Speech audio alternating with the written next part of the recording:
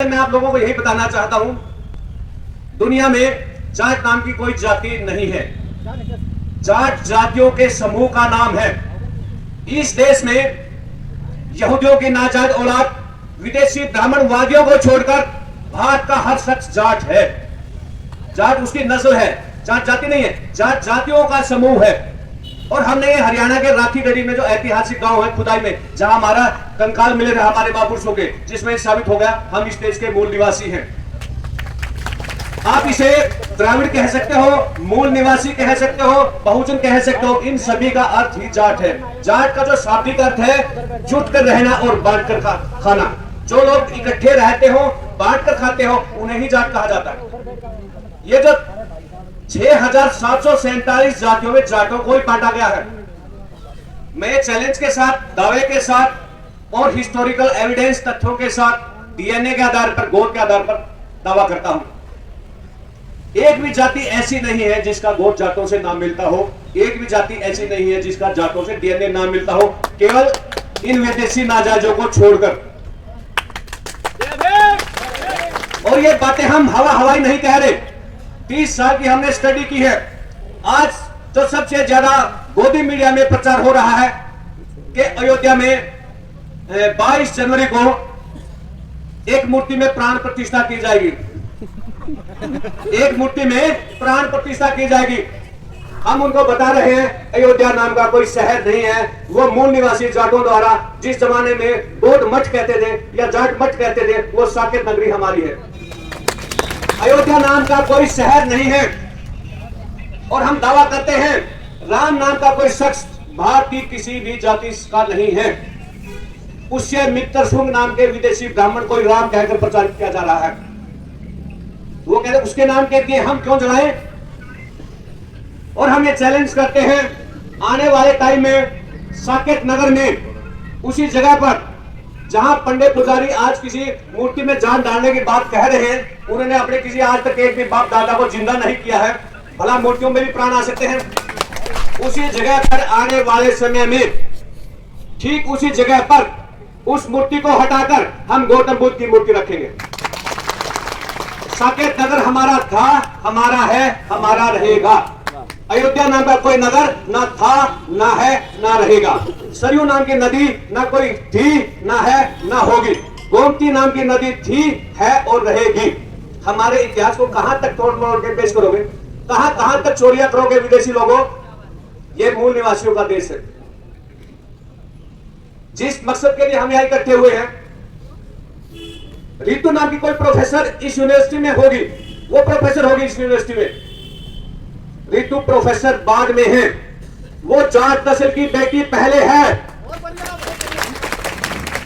और जाट कभी इज्जत के साथ समझौता नहीं करते, कभी नहीं करते। जितना मर्जी पुराना इतिहास उठाकर देखो। यह शाहीन बाग में भी हम आए थे, वहां भी कुछ हरामियों ने यहाँ के एक अखबार में खबर लगवाई थी कि कल जाट और गुजर लठ लेकर आएंगे और शाहीन बाग वालों को भगाएंगे। शुक्र है उस खबर का हमने अखबार में उसी दिन नोटिस लिया। हम तुरंत, जब यह अखबार हमारे हाथ में लगा, हम शाहीन बाग से निकलकर जामिया यूनिवर्सिटी में थे। हम जामिया यूनिवर्सिटी का मंच तुरंत छोड़कर वापस शाहीन बाग में गए थे। शाहीन बाग में मंच पर खड़ा होकर उसी दिन हमने ऐलान किया था, यहां पर ना लठ लेकर कोई जाट आएगा, ना गुज्जर आएगा, ये इन संगियों की शरारत है। और हरियाणा भर के हमने सारे साथी उसी टाइम इकट्ठे करके मंच पर इकट्ठा कर लिए थे और ये ऐलान किया था, यहाँ पर जो धरने पर बैठे हैं उनकी रक्षा करना हमारा फर्ज है। अगर कोई लड़ने आएगा तो उनसे पहले हम टकराएंगे, आप लोग बाद में। मजाक क्या, वहां कोई चिड़िया भी पर मारने आई हो। ये होता है भाईचारा। आप सभी ने गुड़गांव में देखे होंगे, नू के दंगे सभी ने देखे होंगे। नू के दंगों के ठीक तुरंत बाद हरियाणा के हांसी शहर में और असम शहर में नारे लगे थे। वो नारे क्या थे, आप सभी ध्यान से सुनना। वो नारे लगाए गए थे कि जब मुल्ले काटे जाएंगे, जय श्री राम चिल्लाएंगे। हम अगले ही दिन उसी जगह पर गए और हमने नारा लगाया कि जब संगी पीटे जाएंगे, जय भीम जय जाट चिल्लाएंगे।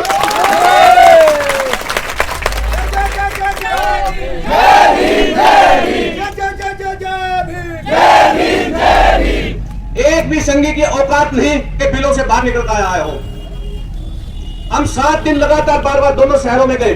एक भी श्रमिक जिनकी दुकानें बंद करके भाग गए, आए नहीं कोई भी मैदान में, क्योंकि ये टट्टी की ओट में शिकार करने वाले कायर लोग हैं। सावरकर की नाज औलादे हैं। सावरकर कभी मैदान में नहीं डटा, और हमारा तो सदियों पुराना इतिहास है। हम तो जन्मजात लड़ाके हैं। हम इनको संदेश देना चाहते हैं। क्या ये लोग चाहते हैं भीमा कोरेगांव दोबारा दोहराया जाए? यही चाहते ना ये लोग? इतिहास उठाकर देख लो, जितने भी विदेशी हमलावर आए, जितने पंजाब के रास्ते आए, सभी को जूते मारे गए, और जो गुजरात के रास्ते आए, पंडित पुजारियों ने सभी का स्वागत किया। सोमनाथ मंदिर को लुटवाने वाले पंडित पुजारी थे। और अब जो मामला इस देश में सबसे ज्यादा आज की तारीख में चर्चा है, आपने देखा होगा, ये कुछ रईसजादे कह रहे थे कि दबदबा था, दबदबा रहेगा। देखा होगा पोस्टर उठाए हुए। हम उस दबदबे का भी थोड़ा सा समीक्षा करके बताना चाहते हैं। हम मानते हैं उनका दबदबा था और है और रहेगा, और हमारा दबदबा क्या है वो भी बताना चाहते हैं। उनके दबदबे में और हमारे दबदबे में फर्क है। उनके दबदबे में और हमारे दबदबे में फर्क है। उनका दबदबा यह है, मुगलों के महलों में किन्होंने अपनी बहन बेटियां भेजी थी? मूल निवासियों ने भेजी थी, ये इन दबदबे वालों ने भेजी थी। वो मूल निवासियों, एक भी मूल निवासियों ने किसी ने अपनी बहन बेटियों के किसी मुगल महल में नहीं भेजा। हम लोग टकराने वाले हैं, टकराते हैं। बहन बेटियों की इज्जत के लिए जान देना भी जानते हैं और जान लेना भी जानते हैं। कोई गलत फहमी में नहीं रहना। उत्तर प्रदेश के गोंडा का बिरजू नाम का एक गुंडा जो इस देश के मूल निवासियों को ललकारता है, छठी का दूध याद दिला देंगे। छठी का दूध, गलत फहमी में मत रहना।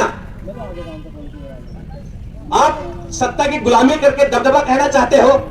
जिन्होंने अपने बहन बेटियों को, अपनी बहन को, बुआ को महलों में भेजा हो, उनका दबदबा हो सकता है? दबदबा मैदान जंग में लड़ने वालों का होता है। महाराजा सूरजमल का इतिहास देखो, 80 लड़ाइयां लड़ी थी।